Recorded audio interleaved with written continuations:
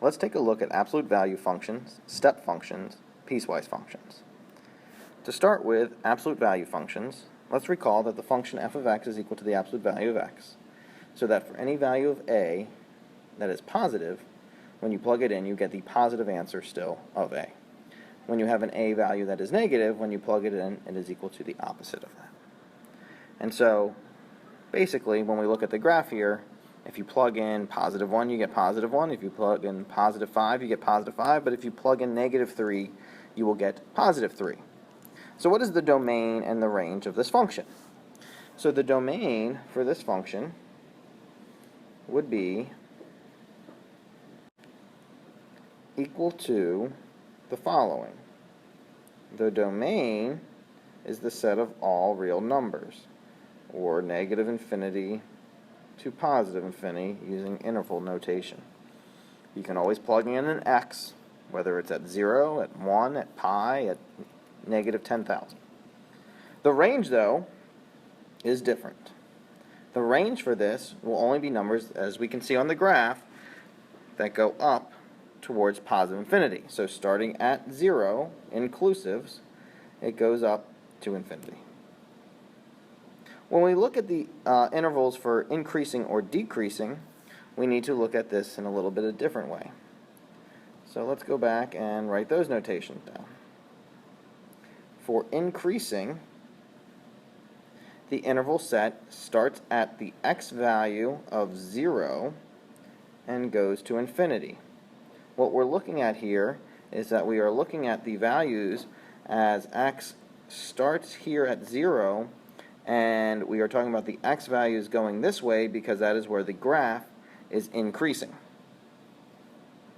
Okay? For the values of where we are decreasing, those would be from negative infinity to 0. Now 0 we don't include, even though it is a continuous spot. We don't include 0 because it's the end of increasing and the beginning of decreasing. So we don't consider that either set. But again, where would this happen? We can see that this graph, even though the arrow looks like it's pointing up, the graph, if you read left to right, is going down, and that would be from negative infinity as we approach 0. And so those are the intervals for increasing and decreasing. So let's take a look at these different ones, which are all basically the same. With these graphs, we want to look at the domain range increasing and decreasing, but we also want to think about how they have changed based on vertical and horizontal shifts, and changes to the slope, any reflections across the x-axis as well. The first one would be an absolute value function that's basic, but it is shifted 2 units up. And so the graph, from compared to what we just saw a second ago, would be shifted 2 units up with the same standard slope. One over here, x, absolute value of x minus 3, again, would have the same sort of basic shape, but it would be shifted 3 units down. When the quantity here is x minus 4, we should note that that transformation would be shifted 1, 2, 3, 4 units to the right. A negative out in front will reflect it across the x-axis, so it is the standard V shape, but it is now going down, which will change where we consider things increasing and decreasing. This one here with 3x in the absolute value will increase the slope. So to be more accurate, it will be rising faster. It'll be rising 3 units for every 1 unit we go over. So it is a lot more narrow. And finally, this one is a standard slope, but it is shifted 1 unit left and 2 units down. All right. There we go. Something along those lines. When you guys are doing your own graphs, make sure you pay attention to slopes and those shifts. Try these sketches now. List the domain, the range, increasing and decreasing. You can pause the video before we start the next section.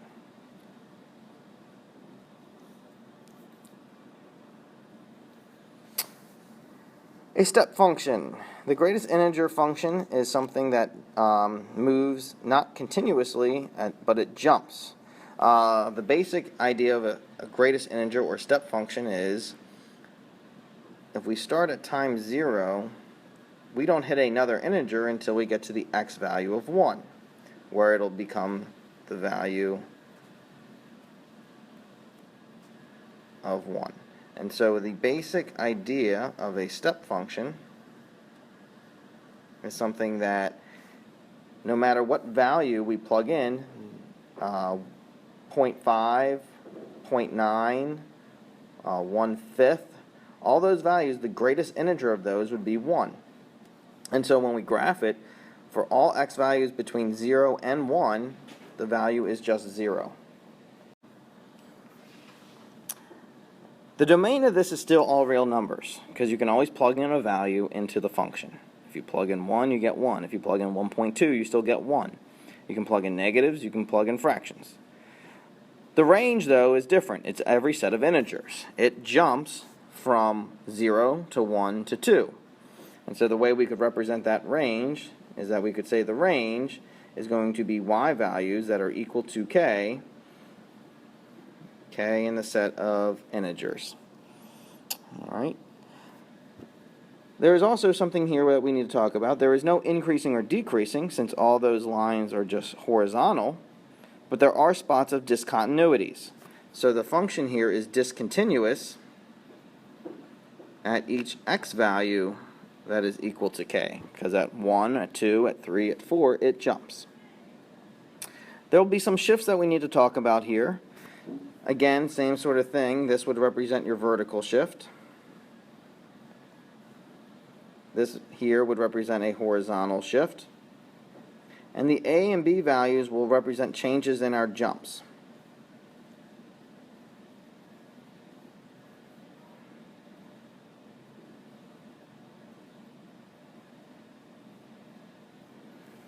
Kind of similar to what we have with when we did graphing of trig functions. The function of b will represent how long it takes for something to jump. Typically, it is 1 unit to go over and then jump up. But if we have a number in front like b, where it is 2 or 3, that'll affect how long it goes. And so that'll be your 1 over b will affect how long each step takes. The jump value is a, and that's how long, or that's how high each spacing between integers will be. So if we have a value where a is like 3, instead of jumping from 0 to 1, we might jump 0 to 3. So let's take a look at these here. The first one is an integer function that is shifted 3 units down. And so if we were to graph that, we would start 3 units over. That's a closed circle to an open circle, and then it will jump up 1 unit and continue on. Alright, and so that's an example there of shifting 3 units down. For b, here it is shifted to the right. So if we start 3 units over, we can go over 1 and up. Now we kind of run out of space over here, so let me work backwards a little bit. Open circle, back to close. And sometimes you may notice, in this case, the first one and the second one are actually the exact same functions because the shift turns out to represent itself in the same way. Alright, for C here, we have a little bit of a different thing. We have a value here. And so, of 2, that'll affect the step. So instead of starting at 0 and going all the way over to 1 before we jump again, we only need to go over to a half. Because if you plug in 1/2, 2 times 1/2 is 1, and so it'll jump to 1 at that spot. And so it doesn't go 1 unit over and 1 unit up, it goes half a unit over and then jumps 1. Which is different than D, which, let's give myself a little bit more space here.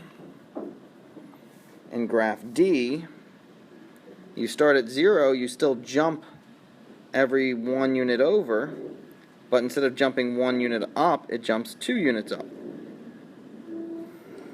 So the difference between C and D here is this one goes half a unit over, and then it jumps up 1. This one goes 1 unit over, and then jumps up 2.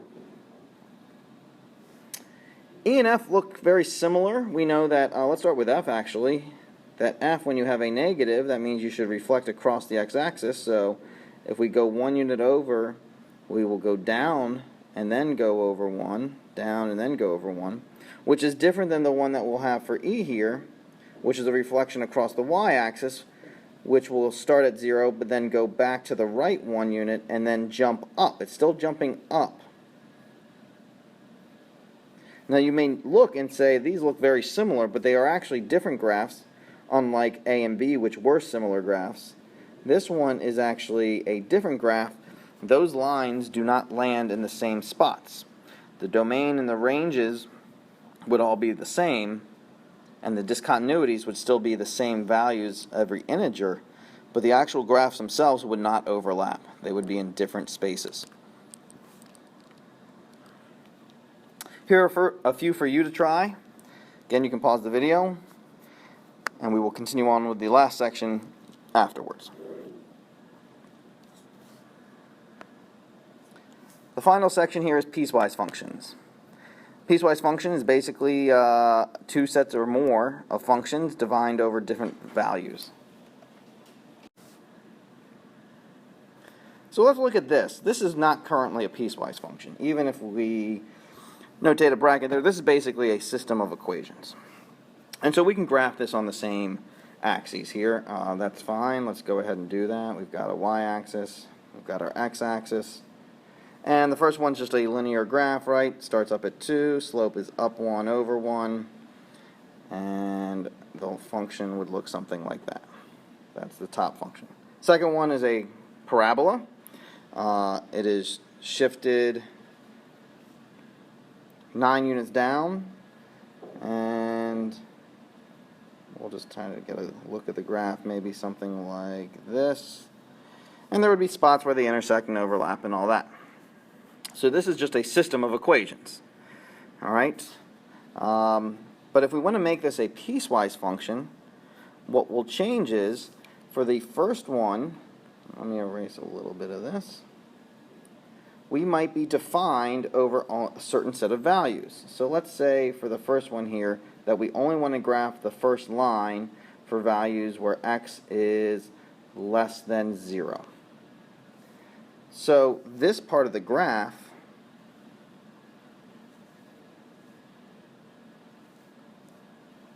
I do not need, and actually I have that y-intercept in the wrong spot anyways. Start up at 2, there we go. Alright, so the y-intercept would be something like that, and this graph here would exist for values there. So the linear function would begin from negative infinity and would go all the way until we get to 0. Let's suppose this graph is for all values greater than or equal to 0. In that case, the graph is basically what we have remaining here. I erased the spot of the parabolas that did not exist before 0, and the parabola only exists after 0. And so this would be a piecewise function. It's kind of like the system, but only over a set of defined values. All right. Again, we'll have some questions of domain, which would be all real numbers, because either we're plugging x values into the top equation or the bottom equation. The range could be, in this case, all real numbers, because we will always have a y value. If this continues to go down to negative infinity, this would continue to go up to positive infinity. There will always be a y value that gets hit at some point. It's increasing for all values except for 0. This graph is an uphill graph here for all of this. It's also uphill for all of this. But even though it's uphill for everything, at 0 it actually splits up. So it is discontinuous at 0. It is also only increasing between negative infinity to 0 and also 0 to infinity, because 0 itself is a discontinuous spot. So let's take a look at this one. Same sort of idea. We have a linear function and a radical. The radical value is for all values greater than or equal to 0. The linear one is for values that are less than 0. So again, we can start our axis. We can do our radical if we want first, or you can do the linear one. It doesn't really matter. I'll just do the radical one first. This is a pretty basic radical function here. something like that. For the other one, we have an x-intercept at -1. It's going to be an open circle because we know it is not part of 0 itself. The slope would be up 2 over 1, although I don't really want to graph going up and over to the right and put points going this way. What I'd rather do is go backwards. So let's go down 2 and back 1. And let's put our graph like that. Again, some of the things that we have here, domain is all real numbers, -infinity to +infinity. We have the range, which is actually -infinity up until we get to -1. It's an open circle, so it's a bracket, a parentheses, but we have a bracket to start the next one, 0 to infinity, because that radical will always continue to grow. Increasing, kind of what we talked about before. This is going to be increasing on the ranges of -infinity to the x value of 0. We don't actually care how high it increases. We just need to say the x value is at 0. And then again from 0 to infinity. It is decreasing nowhere. At no point does this function ever decrease. Alright, that's all we have for today. Use those videos to help you answer the problems on your worksheet.